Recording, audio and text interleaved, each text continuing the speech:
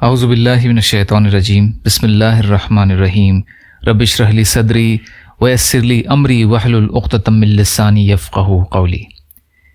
اپنے ذمہ داروں کی خیر خواہی کرو، ان کو دھوکہ نہ دو۔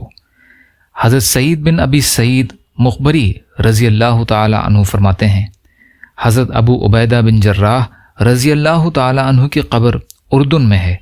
جب وہ طاعون میں مبتلا ہوئے تو وہاں جتنے مسلمان تھے ان سب کو بلا کر فرمایا کہ میں تمہیں وصیت کرنے لگا ہوں، اگر تم اسے قبول کرو گے تو ہمیشہ خیر پر رہو گے۔ نماز کو قائم کرو، زکوٰۃ ادا کرو، رمضان کے روزے رکھو، صدقہ خیرات دو، حج اور عمرہ کرتے رہو، ایک دوسرے کو وصیت کرو، اپنے امیروں یعنی نائکوں کی خیر خواہی کرو، ان کو دھوکہ نہ دو، اور دنیا تمہیں اللہ کی یاد سے غافل نہ کرنے پائے۔ اگر کسی آدمی کو 1000 سال کی زندگی بھی مل جائے تو آخر اسے اسی جگہ جانا ہوگا جہاں آج تم مجھے جاتا ہوا دیکھ رہے ہو۔ اللہ تعالیٰ نے تمام بنی آدم پر موت کو لکھ دیا ہے، لہٰذا ان سب کو مرنا ہے، اور ان میں سب سے زیادہ عقل مند وہ ہے جو اپنے رب کی سب سے زیادہ اطاعت کرنے والا اور اپنی آخرت کے لیے سب سے زیادہ عمل کرنے والا ہے۔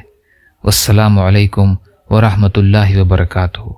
اے معاذ بن جبل، آپ لوگوں کو نماز پڑھائیں۔ اور پھر حضرت ابو عبیدہ رضی اللہ تعالی عنہ کا انتقال ہو گیا۔ ان للہ و انا الیہ راجعون۔ پھر حضرت معاذ رضی اللہ تعالی عنہ نے لوگوں میں کھڑے ہو کر فرمایا، اے لوگوں، تم اللہ کے سامنے اپنے گناہوں سے سچی توبہ کرو، کیونکہ جو بندہ بھی گناہوں سے توبہ کرے گا تو جب وہ اللہ کے سامنے حاضر ہوگا تو اس کا اللہ پر یہ حق ہوگا کہ اللہ اس کے سارے گناہ معاف کر دے۔ لیکن اس توبہ سے قرض معاف نہیں ہوگا، وہ تو ادا ہی کرنا ہوگا، کیونکہ بندہ اپنے قرضے کے بدلے میں گروی رکھ دیا جائے گا۔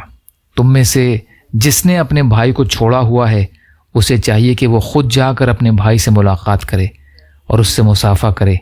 کوئی مسلمان اپنے مسلمان بھائی کو 3 دن سے زیادہ نہ چھوڑے، کیونکہ وہ بہت بڑا گناہ ہے۔ اخرجہ ابن عساکر۔ حضرت ابو عبیدہ رضی اللہ تعالی عنہ نے فرمایا، مومن کے دل کی مثال چڑیا جیسی ہے جو ہر دن نامعلوم کتنی مرتبہ ادھر ادھر پلٹتا رہتا ہے، اس لیے آدمی مشورہ کے تابع ہو کر چلے۔ ابو نعیم فی الحلیہ۔ یا اللہ ہم سب کو کہنے سننے سے زیادہ عمل کی توفیق عطا فرما۔ یا اللہ مظلوم ایمان والے اور مسلمان جہاں بھی پریشان حال ہیں، ظالموں کے ظلم کا شکار ہیں، ان کی مدد فرمائیے۔ یا اللہ اپنے حلال میں سے ہمیں عطا کر دیجیے۔ یا اللہ حرام کے ذرائع سے ہماری حفاظت فرمائیے۔ یا اللہ اپنے غیر سے بے نیاز کر دیجیے۔